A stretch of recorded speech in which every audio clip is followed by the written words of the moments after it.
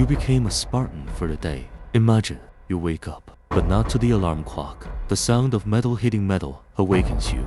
Dull, sharp, the kind that makes it impossible to ignore reality. You open your eyes and in the first second you realize something is wrong. Too cold, too quiet, too real. You're lying on a rough mat. Under your arm is not a mattress, but hard fabric and straw. The air is thick with the smell of smoke, sweat, and something else. Iron. You sit up abruptly. No phone, no familiar walls, no life. You stand up, and at that moment, you hear a voice. Get up.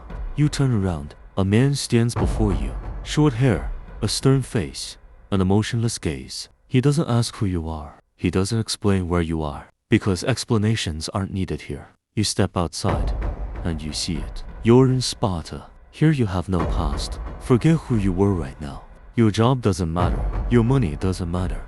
Your opinion doesn't matter. You're not special. You're just another one.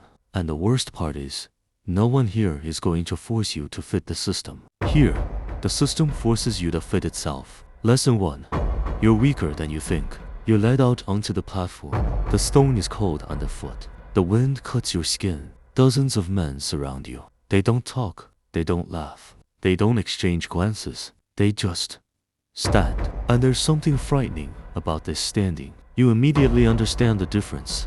You live in a world of noise. They live in a world of control. They give you a shield. You take it and immediately feel its weight. It's not just heavy, it's pressing, as if testing you. Are you worthy of holding it? You try to straighten your hand. A second. The muscles are already starting to burn. And then you realize, this is just the beginning. No one explains here. No one says, hold it like this. Stand here. Try again. You just have to figure it out for yourself. And if you don't understand, you're falling behind. And if you're falling behind, you become a problem. And problems aren't solved with words here. You're starting to break down.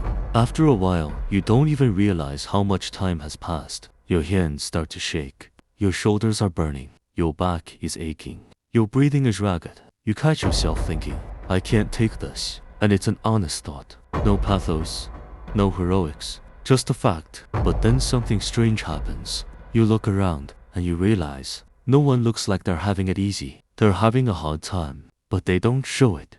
You understand the difference. You've spent your whole life trying to avoid discomfort. They're embracing it. You were looking for motivation. They don't need it. You waited for it to get easier.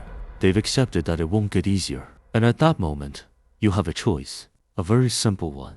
Give up inside or continue. Even if your body refuses, you stay. You continue to hold the shield. Your hands are shaking. Your breathing is ragged, but you stand, not because you can, but because you no longer want to be the one to give up first. Second lesson. You are not alone. You are placed in line, shield to shield. You feel the edge of your shield touching someone else's. To the left is a person. To the right is a person. You don't know their names, but in that moment, they become more important than you because you begin to understand. The shield doesn't protect you. It protects the one standing to your left, and their shield protects you. And suddenly, everything changes. This is no longer about your pain, not about your fatigue. It's about how if you let your hand down, you're letting someone else down. You cease to be the center. In everyday life, you're always at the center of your story, your problems, your desires, your goals. That doesn't happen here. Here, you're part of a structure, and if one part breaks, everything breaks. And then the movement begins. A command, short, sharp. The formation begins to move. Step, another step. At first, you try to control everything. Your legs, your arms, your shield, your breathing. And that's a mistake. You falter, you lag, you're slightly out of rhythm. And at that moment, you feel a nudge on your shoulder. Not aggressive, but enough to understand, adjust. You let go of control to gain it.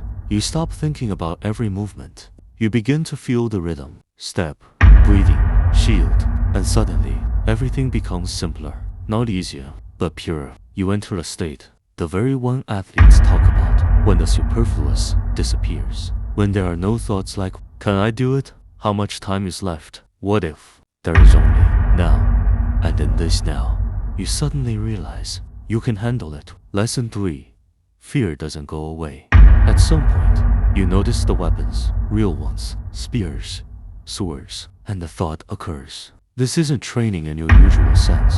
This is preparation for a time where mistakes cost lives. You feel fear, cold, quiet, real. But the strangest thing is, no one is trying to get rid of him. They just act with him. And here comes the main moment of the day.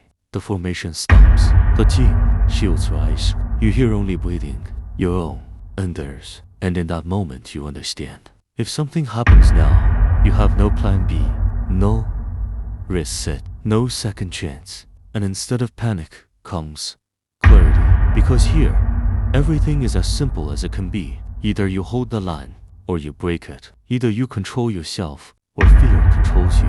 And the day ends as abruptly as it began. Without applause, without praise, without your great. You return to where it all began. You sit down. Your hands are still shaking. Your body is buzzing.